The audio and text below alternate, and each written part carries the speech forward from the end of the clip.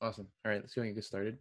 Um, all right, so we were here Wednesday in this relative area on Wednesday. And hold on, let me just put my phone on not disturb. All right. All right. So we were here and I said we would run an obstacle in the potential SC here. So we would run into trouble with this. And what I hate, like I said before, is that we can't see volume. So you can't really see the strength behind moves. And just based off straight technicals here, since we see, right, this rejection candlestick, then the next one follows up. I would have expected, in theory, to anticipate this as a quote unquote, just like basically a sign of bullishness. And I would have expected a tap and to go up. And that's only if we were given a reaction and the reaction gave a follow through. And I'm pretty sure it gave a reaction. Right? It did. Right? It did. And this was it. This here. That was the reaction, right? However, that reaction gave no follow through, which led to the massive sell down. So now, I'm happy this happened, right? Like we reacted off the, let's see, we reacted off the daily SC here, right? You can see that the rejection, right, which gave some type of sell off, I believe. What date was that? Yeah, that was when we were anticipating something here, I believe, like anywhere here, and it obviously gave the reaction, right? But it gave the following reaction from any type of SC down here, and I'm pretty sure this is a 15-minute move. Yeah, somewhere in there. I showed the markups on it. You guys can go check them out. But as we can see, we got a reaction, but we didn't get the follow through. And once I realized we weren't going to get that follow through there,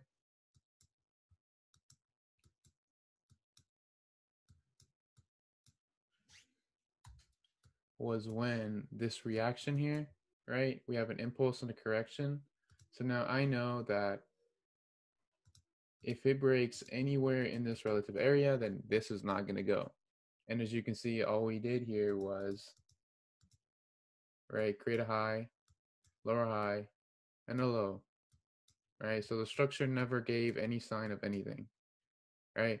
The only way I would have wanted to take this is if I saw something here and then try to take a trade off that, right? That unfortunately didn't give anything, and that's fine. I mean, that's exactly what we wanted. You guys know we've been bearish on this for a good, I've been bearish on this for like a good a month and a half now. Yeah, like a month. Yeah, a month and a half. And it's finally happening. So now it's just, honestly, I just want to see a reaction to the upside, give us some type of retracement, and then really just take this to the ground. Because immediately from here, if we react, your first target is already down here,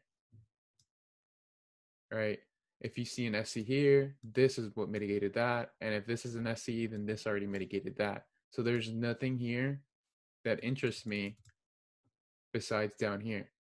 However, now that this is the structure point and we reach down here, right, any pullback now is only a longer term entry, and then we're taking for these lows. So, I mean, it's finally moving. Like, I'm pretty pissed. Like, I didn't really get that many moves while this is happening, and that's fine because at the end of the day, what we want to catch is the move. I don't care about getting the prettiest entry. I mean, I do, but it's not necessary. So as long as you get in entry with a good RR, that's what matters. And the same thing applies to the euro here. Like as you can see, we're finally getting that reaction, right? And not only that, but we got a insanely good monthly closure. My bad, guys. My bad. Yeah, my bad. But yeah, it's just like we got the reaction that we wanted, and we got a very good monthly closure, right? As you can see here. All right. So now I just want to see just a push just to give us that optimism that we're going to see that move and then try to get anything to take that to the moon. And this would be a first target. And then obviously our main target, my main target is up here. So is it possible? Very, very, very possible. It's just a matter of, getting that entry in and just, and just taking this to the moon. So since I feel like we've peaked here personally. So I want to see this return the premium before we take it to the moon. Right. We've already seen the reaction. Right. We got this initial reaction to the upside. Right. We have a bullish move on unsupporting volume. Right. This in comparison to intraday here. This is already a very steep retracement. So I want to see this start giving a pullback because I want to see this inefficient pricing be tested and then just see what happens from there. Anywhere in this area, I just want to see something. It probably won't happen till like Tuesday, which is good because I don't like trading Mondays. But I mean, it's just smooth sailing from there. Same thing goes for this. I want to find an excuse to buy this, but the only issue here is the fact that we had a very nasty closure there, weekly closure. Not to mention the daily closure was a very strong bear. But for all we know, this could just be right inefficiency fill there, because I don't if this is gonna come down, it's gonna come down like all the way down. And why am I saying that is because we've already tested this POI here. So if we break, anywhere in this area there, I'm gonna assume structure shift because we've already shown an unwillingness to continue higher. So the only way that I'll be aiming to take these highs is if we get any reaction and then just take that to the moon. But in terms of intraday, watch that video I showed you guys, this one. Right, we go in depth on the intraday plays that I took today. I mean, or on Friday, and just see both biases. And it's just now it's just a matter of waiting to see what this wants to do. Would a pullback be preferred? 100%. But in terms of like swing bias, this is already at discounted pricing. I'm sorry, I've been saying premium, I meant discounted. But yeah, I mean, it's just I want to see what this wants to do. I don't really see any setup here. I just want to wait for it to give me some type of reaction from any POI. And I also need to look into if we have an SC inefficiency in anywhere in these wicks. But I know for sure I do not want to see it break that. But let's see. We'll just see how this goes, though. I mean, this is looking super, super bearish. But I do want to see that pullback anywhere in this area. Yeah, my doodles are so ugly.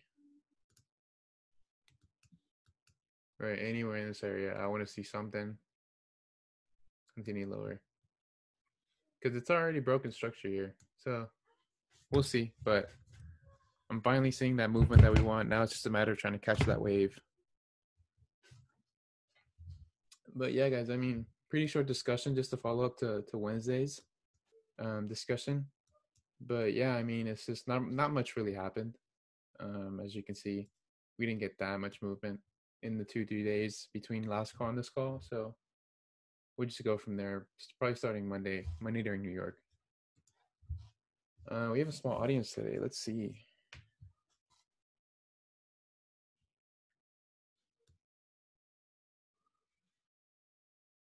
Awesome. I have a lot of Europeans in here. Good. But yeah, guys, you have any questions? You want to talk about something?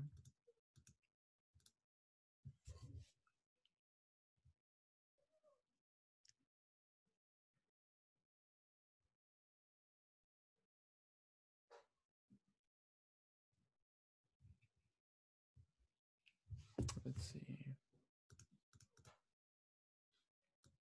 Yeah, I mean, honestly, it's gonna get to a point where you guys really like are just gonna sit here to listen to me talk for like 15 minutes, and then it's like we're good, because I know you guys are each in your own development, and you guys once you guys get it, it's just smooth sailing from there. The only thing is you just gotta understand the concepts.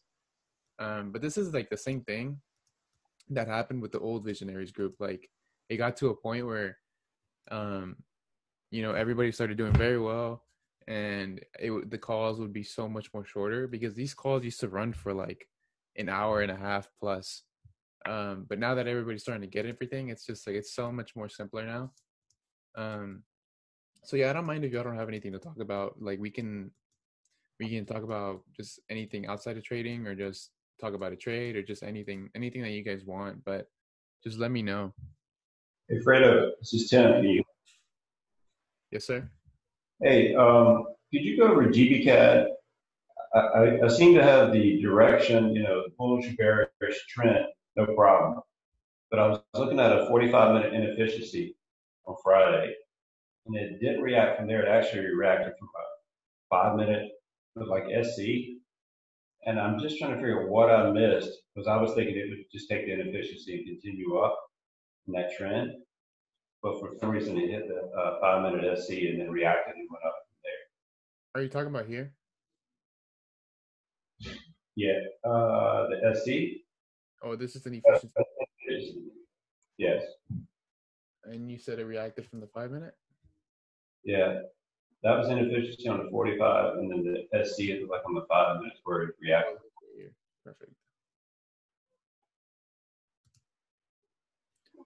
Well, essentially, that's why you zoom in, because you want to find exactly the perfect point of interest. And it's also why I tend to wait to see reactions from there. Like, for example, here, we know where our trend is. So it's just a matter of waiting. And also, you tried to take the trade off this, right?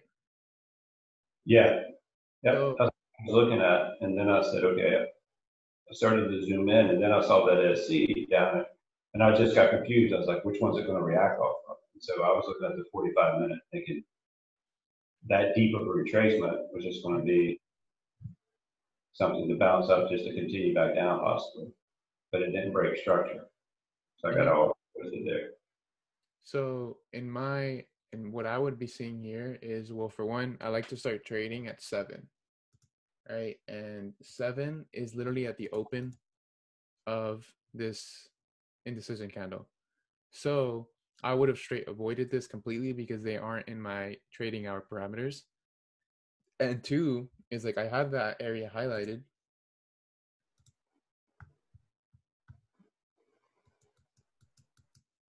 Where is it at? Right here. Right? We have the area highlighted, but it gave signs of weakness, but it didn't give any setup. It didn't give any reaction. And what I mean by reaction is I would have expected this to give me a reaction and then play anything here to take it higher. But you see, it never gave that reaction there. Right. And so let's actually look deep into this. So this is the 5 minute SC here. Actually, let's see if we can find a better one.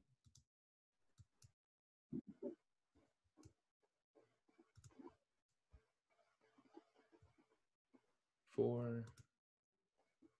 No, it doesn't look like it. Yeah, no, it doesn't look like we will. So we're just gonna play that 5 minute, and let's see. So,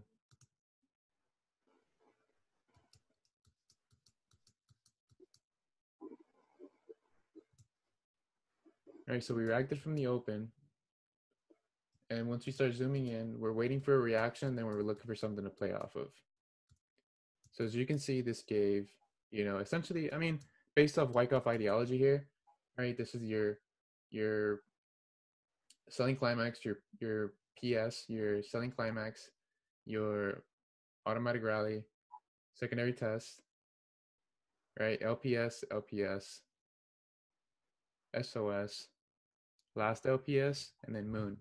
So in theory, if I would have wanted to play this, all right, I would have waited for this reaction to occur, right? And then give a pullback into the area of interest, which is the open, and there's potentially an SC down here. So that would have been my entry, right?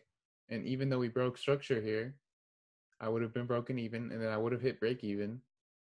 So now I would have just waited, right? We gave another reaction. We gave a pretty much, let's see, had an impulse here, then a correction, and then a last impulse, right? This is a quote unquote BOS there. And then the same thing happens. So now this would have been my second entry, right? We now break structure here. I'm break even here, right? So now that would have been the real trade. And let me show you why I'm mentioning these, because I'm pretty sure we can see something on smaller time frame. Okay.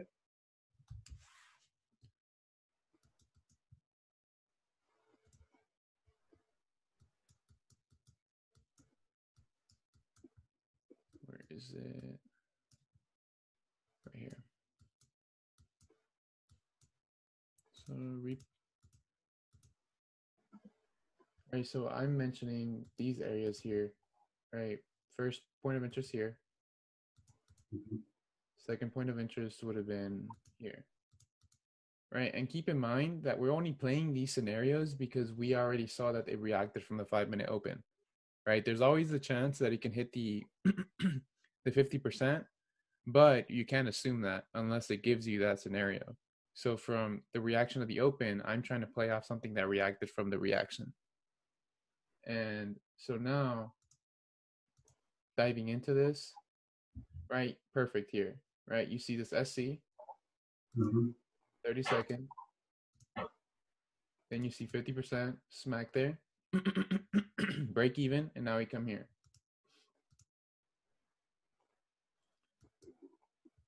All right, so unfortunately, that's not giving anything.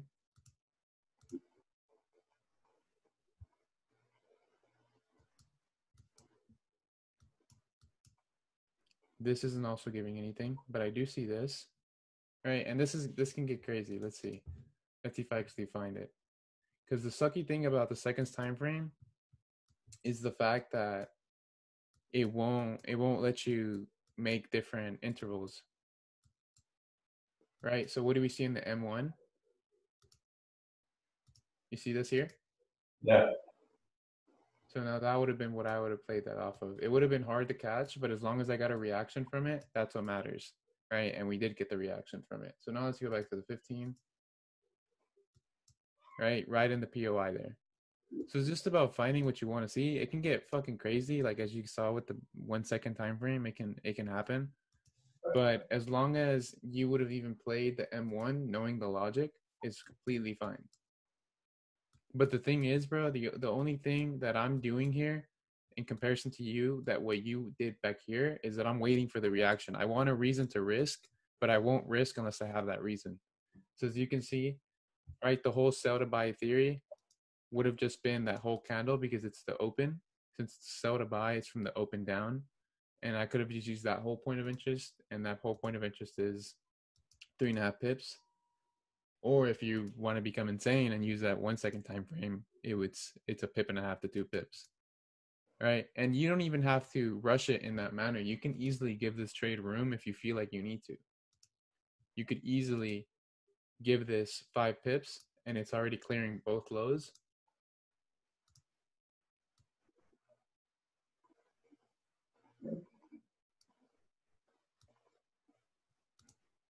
Right, clearing both lows with 5 pips, right? And then you just write it.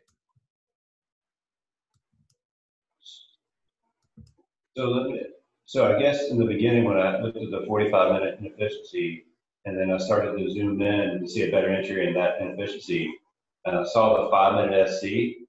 Should I just start focusing on that 5-minute SC for the best entry since I didn't get the reaction at the 45-minute inefficiency?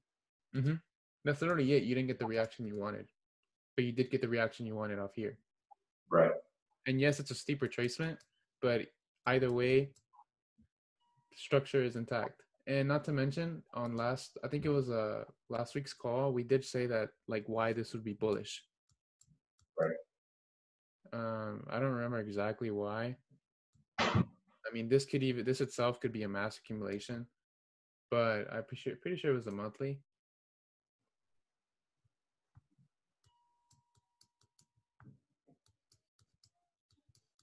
Yeah, I think it was the monthly where we saw, I think, something here, something there, and then this could potentially keep going higher. But since the monthly bias is bullish, then I would incline to be bullish on daily time frames to catch those big swings. And this, right, this, even though, well, let's see, let me delete this. So this would have smashed your target at the previous high here, 80 pips, and that's already 16-1. And that's with me being conservative with the 5 pip stop loss. All right, so as long as you essentially follow structure, follow the rules, wait for the reaction, play off the reaction, and then just manage your risk, that's all it takes there. Yeah. I just didn't wait for the reaction. That's why I was confused. And that's fine. That's fine. It's a learning experience, but just make sure you're back testing when most of the moves happen in your pair, and figure out, the best times for you to enter based off that probability. Cool. But don't forget to not just be focused on those intraday time frames, H1, H2, H3, H4. Also make sure you're looking at your weeklies, dailies, etc. Because I mean, this looks pretty bullish, but who's to say you don't get a pullback? Right. The potential. Yeah, I was looking at the continuation. I was very bullish on this. Mm-hmm. That's just that because that happens to me a couple times on a back test.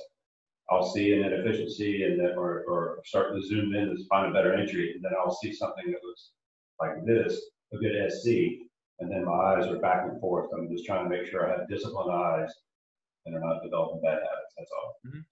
It's all practice, though. Like the important part here is that you can see where your mistakes are, and that's what matters. Right. There's a lot of styles where you can't do that, and it can screw you over in the long run.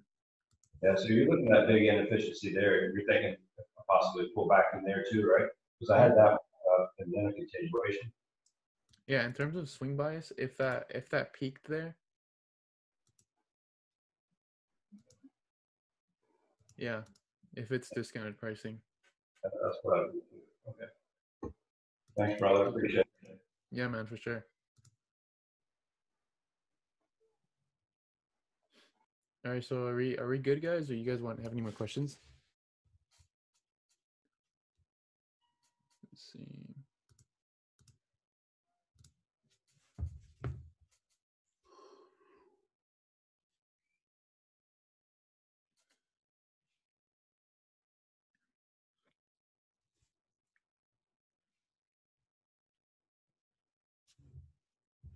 Yeah, I guess we're good then, guys. I mean, unless y'all want to talk about something else. Yeah, let me know what y'all think about the new pair breakdown on GU. Kind of going depth on 15-second, 5-second time frames, and then yeah, just let me know what y'all think about it, and then we'll go from there. All right, guys, y'all take care. Y'all let me know if y'all need anything.